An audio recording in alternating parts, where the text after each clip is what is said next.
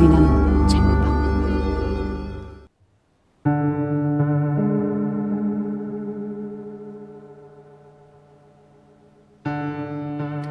안녕하세요. 소리나는 책방 배 작가입니다.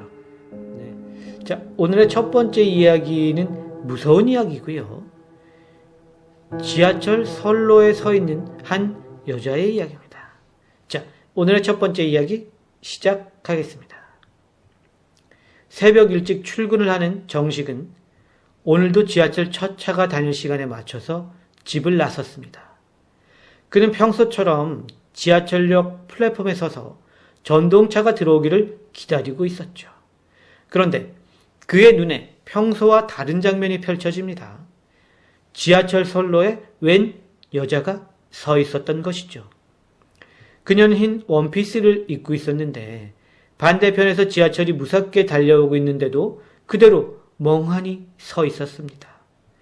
정식은 그녀를 그대로 두어서는 안 되겠다고 생각했습니다. 그녀를 살려야겠다고 생각한 것이었죠. 정식은 거침없이 지하철 선로로 뛰어들었습니다. 위험해요. 여기서 이러시면 큰일 납니다. 저기 전동차가 오고 있어요. 그가 외침에도 불구하고 그녀는 멍하니 정식을 쳐다볼 뿐이었습니다. 전동차는 이제 조금 있으면 플랫폼으로 들이닥치게 됩니다. 정식은 안 되겠다 싶어 그녀의 손을 잡아 끌었습니다. 그런데 이게 웬일입니까? 그녀의 손이 잡히지 않는 겁니다. 분명히 손을 잡았는데도 마치 환영처럼 그녀의 손이 잡히지 않았습니다. 정식은 순간 당황하여 그녀를 쳐다봤습니다. 그리고 그녀가 배시시 웃는 모습이 보였습니다. 정식은 그제야 그녀가 사람이 아니라고 판단하고 다시 플랫폼으로 올라가려고 했으나 이미 전동차는 바로 그의 앞까지 다가와 있었습니다. 결국 정식은 죽음을 맞이하고 말았죠. 그의 죽음을 뒤늦게 발견한 영무원들은 최근 들어 이유 없이 자주 일어나는 인명사고가 의아할 뿐이었습니다. 오늘의 첫 번째 이야기, 무서운 이야기였습니다.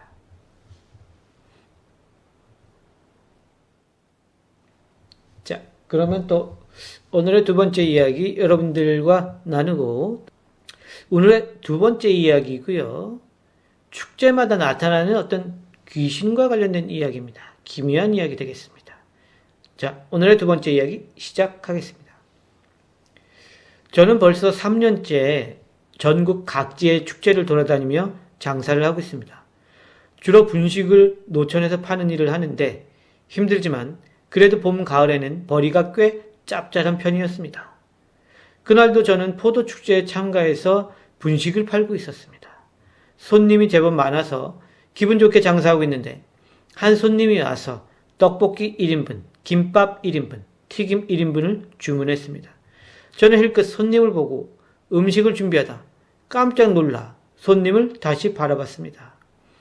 계절에 어울리지 않는 털모자와 스웨터, 그리고 롱 스커트에 부츠를 신은 40대 초중반 정도로 보이는 여자였습니다. 제가 놀란 이유는 이 손님은 전 축제에서도 또 지난번 축제에서도 떡볶이 1인분, 김밥 1인분, 튀김 1인분을 시켰던 사람이기 때문이었습니다. 그리고 결정적으로 돈도 내지 않고 음식도 받지 않고 사라졌던 사람이었습니다. 그렇기 때문에 기억에 남았었던 거죠. 혹시 축제만 쫓아다니며 장난치는 사람인가? 저는 불만스러운 표정으로 그녀를 바라봤습니다. 안 드실 거면 그냥 가세요. 여기 장난하는 데 아닙니다. 제 말에 그녀는 비정상적으로 고개를 좌우로 삐그덕거리며 흔들더니 한마디 내뱉었습니다. 아, 역시 아저씨는 내가 보이는구나. 목소리도 들리고. 아니, 그게 무슨... 제가 되물었지만 그녀는 천천히 나를 살피고는 갑자기 제 앞에서 스르르 사라져버렸습니다. 제가 멍하니 있자 같이 일하는 직원이 나를 툭 쳤습니다. 사장님 뭐 하세요? 손님들 들이닥치는데? 저는 다시 정신을 차리고 손님들을 응대했습니다. 축제가 끝나고 동료 장사치들을 만나 이야기를 나누다가 저는 그 여자 이야기를 꺼냈습니다. 그러자 놀랍게도 그녀의 존재를 아는 사람들이 꽤 많았습니다. 그 손님이랑은 말을 안 섞는 게 좋아. 귀신 손님이니까. 그들은 이미 그녀를 귀신 손님이라고 부르고 있었습니다. 오래된 동료들에게 들은 바에 의하면 그 귀신 손님은 오래전 지역 축제에 놀러 왔다가 불의의 사고로 죽은 사람이라고 했습니다. 그 후로 각 지역 축제를 떠들며 주문만 하고 사라진다고 합니다. 믿기 힘들었지만 어쨌든 저도 그 귀신 손님을 겪은 건 사실이었습니다. 오늘의 두 번째 이야기, 기묘한 이야기였습니다.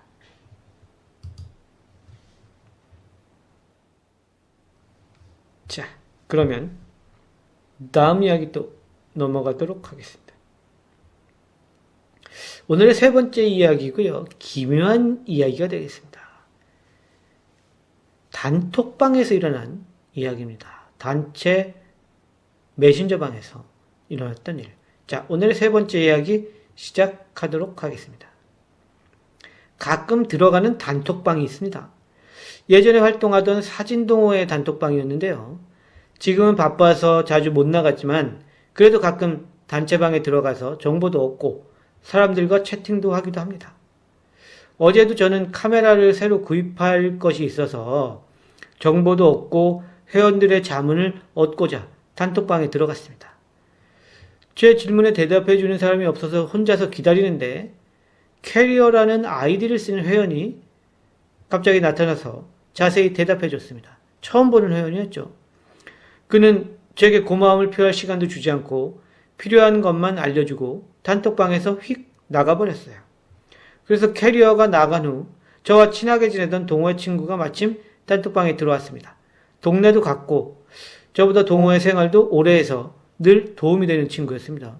저는 그에게 캐리어라는 회원이 많은 것을 알려주었다고 말을 했어요. 그랬더니 그 친구는 깜짝 놀라는 겁니다. 캐리어가 들어왔다고? 말도 안 돼. 친구는 정말 놀란 듯 되물었어요. 저는 이상하다고 생각하고 친구를 직접 만나 자세한 이야기를 들었습니다. 친구가 말하기를 캐리어는 몇 년 전에 죽은 사람이야. 너 동호회 들어오기 전에 출사 나갔다가 산에서 미끄러졌어. 친구의 말에 저는 너무 놀라서 단톡방 메시지를 친구한테 보여줬습니다. 여기 이렇게 캐리어와 대화를 하지만 제가 보여주려고 했던 캐리어의 메시지는 모두 사라지고 없었습니다.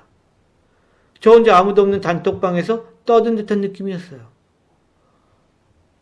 아, 그런 일이 가끔 일어난다더니 정말이었구나. 죽은 캐리어가 가끔 단톡방에 갑자기 나타났다 사라진다는 소문이 있었거든. 친구의 이야기를 다 들은 저는 찜찜한 기분이 되어서 집으로 돌아왔습니다. 그리고 이런 생각을 했어요. 누가 장난치는 건가? 아니면 정말 예전에 활동했던 그 캐리어라는 사람이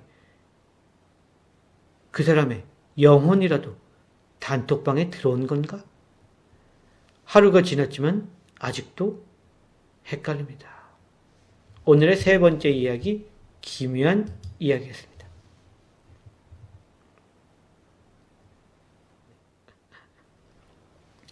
자, 그러면 다음 이야기 또 시작할게요. 자, 오늘의 네 번째 이야기는 실화 사건인데요. 네. 영국에서 일어났던 굉장히 미스테리한 그런 이야기입니다. 자, 오늘의 네 번째 이야기 시작하도록 하겠습니다. 영국에서 가장 유명한 유령 중에 하나인 브라운 드레스를 입은 여인은 한 사진 작가가 노포크의 레이넴 홀에서 브라운 드레스를 입은 유령을 촬영하는데 성공했다고 주장함으로써 세상에 알려졌습니다. 그 유령은 17세기에 영국에서 살았던 도로시 월풀이라는 여자라는 설이 있는데요. 이분은 그 당시 정치가인 타운젠트라는 남자의 부인이었습니다. 그런데 타운젠트라는 사람이 성격이 좀 고약해서 그녀를 방에 가두었다고 합니다. 그리고 이제 죽음을 맞이한 거죠. 그리고 또 다른 설은 한 백작 부인의 초대로 도로시라는 분이 그녀의 집에 방문했다가 그 집에서 나오지 못하고 천연두에 걸려 죽었다고 하는 이야기도 있습니다. 아무튼 이 도로시 월플이라는 분은 불행한 죽음을 맞이한 것은 틀림없습니다. 그래서 그 후에 19세기부터 이 브라운 드레스를 입은 유령을 봤다는 목격담이 나오기 시작했는데요. 목격한 사람들의 말에 의하면 유령의 눈이 비어있고 희미하게 빛이 나는 얼굴이 어둠 속에 서 있었다고 말합니다.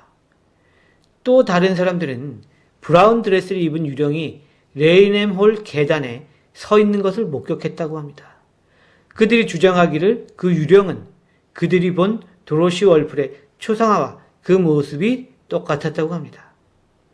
사진을 찍었던 사진가 캡틴 휴버트는 유령이 마치 연기처럼 쑥 나타났다고 합니다. 아직까지도 그곳에서는 도로시 월플의 유령이 나타나고 있을까요? 오늘의 네 번째 이야기, 실화 사건이었습니다.